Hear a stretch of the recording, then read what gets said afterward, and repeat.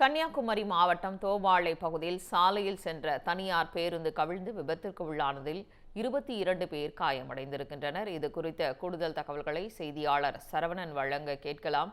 சரவணன், தற்பொழுது அந்த பகுதியில் பேருந்து கவிழ்ந்து விபத்தானது ஏற்பட்டு இருக்கிறது. இந்த பேருந்தில் பயணித்த பயணிகள் பத்திரமாக மீட்கப்பட்டு இருக்கிறார்கள் என்ற ஒரு செய்தியும் கிடைக்கப்பட்டு இருக்கிறது. அது தொடர்பான முழு விவரங்கள்.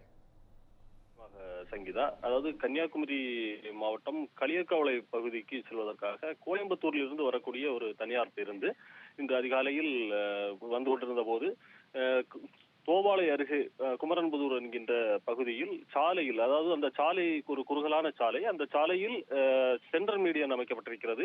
அந்த சிமெண்ட் கற்கள் அமைக்கப்பட்டிருக்கக்கூடிய ஒரு சூழலில் அந்த பகுதி ஒரு குறுகலான ஒரு பகுதியாகவே இருந்து வருகிறது. இருபுறமும் வாகனங்கள் செல்லக்கூடிய ஒரு பகுதியாக இருந்து வரக்கூடிய சூழலில் இந்த அதிகாலையில் வந்து கொண்டிருந்த இந்த பேருந்து ஓட்டுநரின் தூக்க கலக்கத்தாலும் அதே போன்று அந்த சென்ட்ரல் மீடியன் அமைக்கப்பட்டிருக்கக்கூடியதன் காரணமாகவும் அதில் மோதிய வேகத்தில் கவிழ்ந்திருக்கிறது.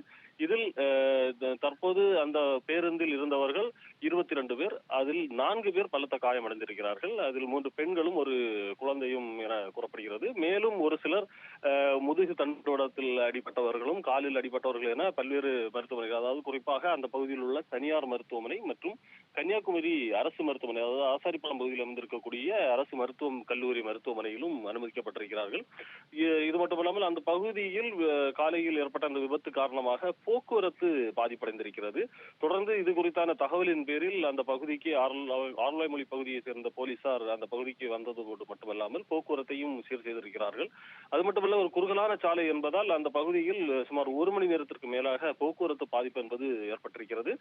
தொடர்ந்து இந்த விபத்துக்கான காரணம் குறித்து போலீசார் தற்போது விசாரணை தொடங்கி இருக்கிறார்கள். இருப்பினும் இந்த விபத்தின் காரணமாக அனுமதிக்கப்பட்டிருக்கக்கூடிய நபர்கள் ஆசாரிப்பாளையம் இந்த மருத்துவமனை கல்லூரியில் அனுமதிக்கப்பட்டிருக்கிறார்கள். தொடர்ந்து இது சம்பந்தமான இந்த விபத்து ஏற்கனவே இந்த பகுதியில் இதே போன்று விபத்துகள் அடிக்கடி ஏற்படக்கூடிய ஒரு காரணத்தினால் தொடர்ந்து அந்த பகுதியில் இருக்கக்கூடிய சென்ட்ரல் மீடியனை அகற்ற வேண்டும் என்கின்ற கோரிக்கையும் இருந்து வருகிறது.